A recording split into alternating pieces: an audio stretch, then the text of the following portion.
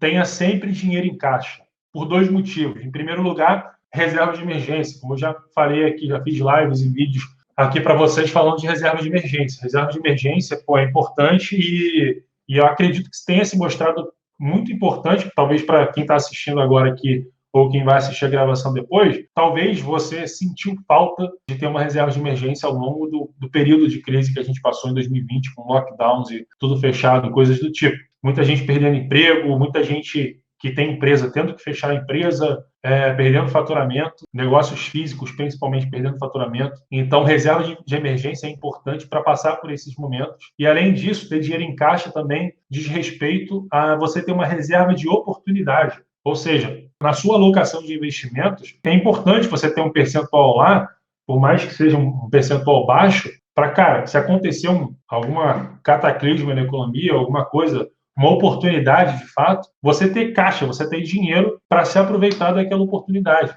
Pô, o mercado despencando, bolsa caindo mais de 45% ao longo de 2020, tinha um monte de coisa barata para comprar. Então, se você não tinha dinheiro em caixa, se estava tudo alocado em ações, você não podia nem vender, porque, pô, vai vender ação para comprar, não faz muito sentido, né? Agora, se você tinha dinheiro em caixa, você poderia comprar barato e melhorar a sua performance ao longo do tempo, mudar de patamar. Ter dinheiro em caixa, ter reserva de emergência, contingência, é uma estratégia antifrágil. O Bitcoin, sim, serviu como proteção. Eu lembro que lá em março, quando estava tudo caindo, absolutamente não tinha nada salvava, né?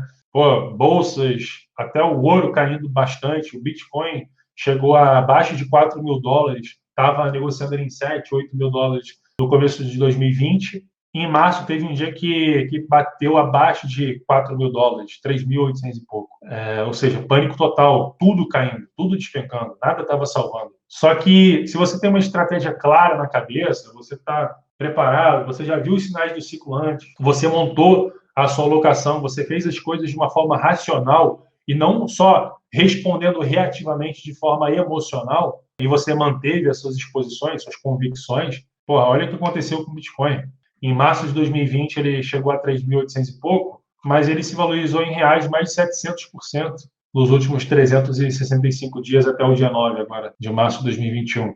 Se valorizou mais do que qualquer outra coisa, mais do que qualquer bolsa, do que ouro, prata, cara, dólar, enfim. Então, até para o investidor brasileiro, o Bitcoin se protegeu não só contra toda essa expansão monetária global, a inflação global causada pelos bancos centrais, como também pela desvalorização do real diante do resto do mundo, diante do dólar. Então, sim, na época as pessoas falavam, ó, tá vendo, viu, o Bitcoin caiu. Porra, cara, tá tudo caindo, o bolso tá caindo, então nada serve como proteção. Mas, na verdade, não. Na verdade, estava tudo caindo porque, nesse momento, nesse primeiro momento, é natural de acontecer uma fuga para a liquidez. Um fim de ciclo, um crash no mercado, em geral, é causado por uma iliquidez do sistema. Então, os bancos, fundos, etc., eles vendem tudo. O cara vê o que tem em cima da mesa aqui, o cara abre o computador, pô, eu vou vender essa caneca aqui, eu vou vender o meu computador, meu celular, minha tela, tenho 10 telas aqui, eu vou vender 5. O cara sai vendendo tudo que ele vê pela frente para ter liquidez, para não quebrar. Mas o que importa, na verdade, é depois, no período total, no período todo do momento de recessão, o que se recupera mais depois, né?